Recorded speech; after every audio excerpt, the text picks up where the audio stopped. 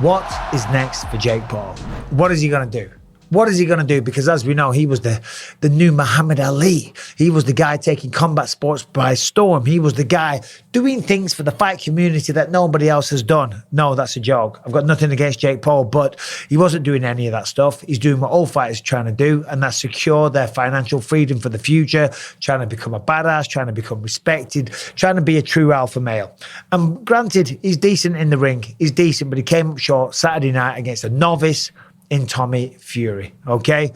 First of all, he's going to pay Tommy twice the amount of money, so $14 million.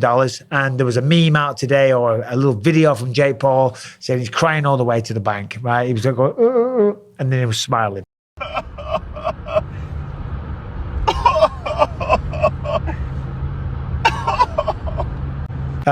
Listen, I get that. Of course, he's crying all the way to the bank. But the bank account is already full. The bank account's already full. He's already got money. Just Google his net worth on bloody YouTube, right? The amount of money he makes from YouTube. He makes a lot of money. Used to anyway. Used to make a fortune. And from the boxing things, he's made a lot of money already. When you've got a certain amount of money, having a bit more doesn't really change things. He wants what money can't buy. And that is the worldwide respect of the fight community, okay? And whilst I do give him a lot of credit, you know, he's got heart, he's got conditioning, he's got aggression, but he hasn't got the skill. He hasn't got the talent. He hasn't got what it takes to be one of the best or potentially a champion of the world. Now, he's only young. He can change all that. He can, and I give him his due if he continues to try and do that. But what is next for him? Well, as we know, Saturday night, he said, let's run it back. He didn't agree with the scorecards. He feels that he won. That was on the night. Maybe he's watched it and feels differently now because he should, because Tommy Fury clearly won that fight. But what is next? Well, as we saw, he's probably going to get the rematch, okay? But there is other fights out there for him. There was a rematch clause, but I'm assuming that's Jake Paul's right to take that. And maybe he doesn't want to take that. Maybe he doesn't want to lose 2 in a row.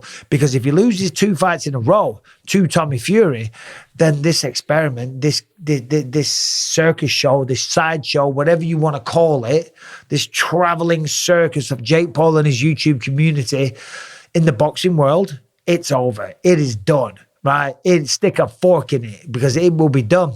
So will he take another automatic rematch against Tommy Fury? We don't know. Well, he certainly ain't going to fight Canelo Alvarez. We know that. He was talking about fighting him. That is not going to happen. After what Tommy Fury did to him, sorry, that just ain't going to happen. It sounds like I'm hating on him. I'm not hating on him. It's just that he's hated on a lot of people. He's hated on me, right? He's hated on Conor McGregor.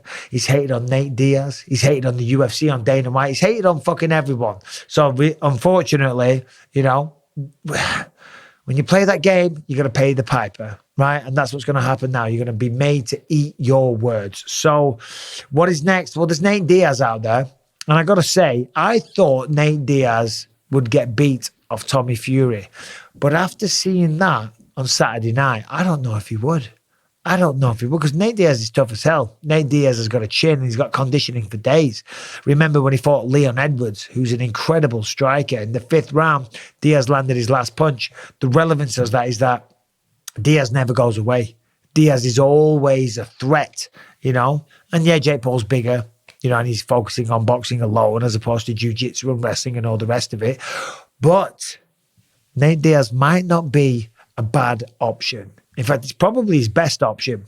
Probably the only option that would have a crossover fan appeal, that would get a lot of people involved, the boxing community, the mixed martial arts community, the UFC fans, the Nate Diaz fans.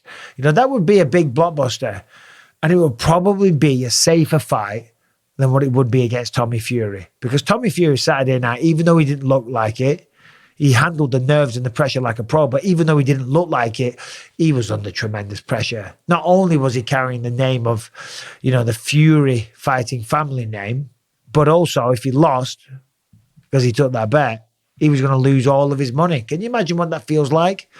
You know, Tommy Fury is a young man, He's trying to make his way in the world. He's living in the shadow of his older brother. He was a reality TV star, no doubt makes some money here and there, maybe got a lot of cash. I don't know his financial situation.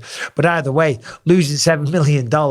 Losing $7 million is a kick in the nuts. Do you know what I mean? You don't want to go through a training camp, go through the rigors of a training camp, the emotional distress of the actual fight, the physical distress, lose, which is embarrassing enough, and then go home with nothing. And then, of course, you got your dad saying that he's going to disown you and your brother's going to disown you. So going into that one, he was under tremendous pressure. The point what I'm saying is that going into the rematch, I don't think he'd have that same pressure. And you'd see a better Tommy Fury because he's got the psychological advantage now. So therefore, I would put even more money, even though I picked Jake Paul to win.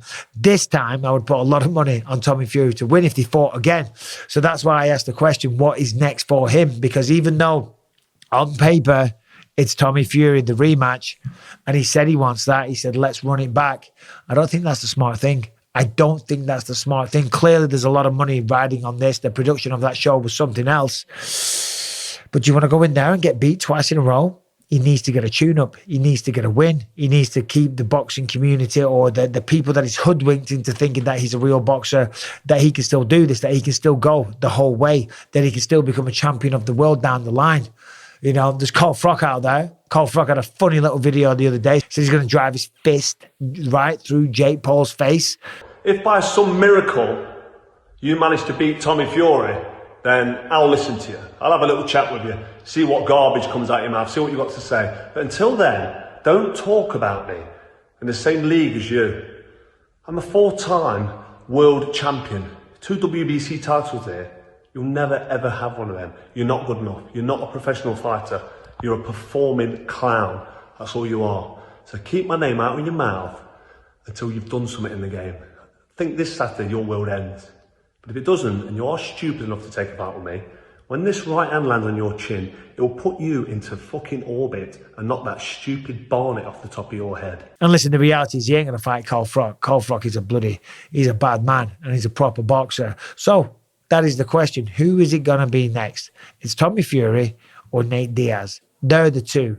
Nate Diaz walked away from the UFC after a long time, after a great career, after making a lot of money, after beating Conor McGregor at short notice. That's what kind of made his name. I mean, listen, he was always popular, always very skilled, always respected. But when he beat Conor McGregor on short notice, that's when Nate Diaz became this viral sensation and a massive mega star.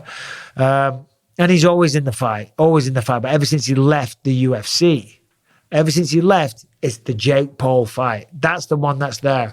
And that is probably the smartest bet. Because as I said before, it ain't Tommy Fury. It ain't Canelo Alvarez, okay? They've got to pick their next fight very, very wisely. Because if they make a misstep, if they get it wrong, then it could be all over. And if it is all over, then so what? Fair play. Jake Paul was man enough to step into the ring.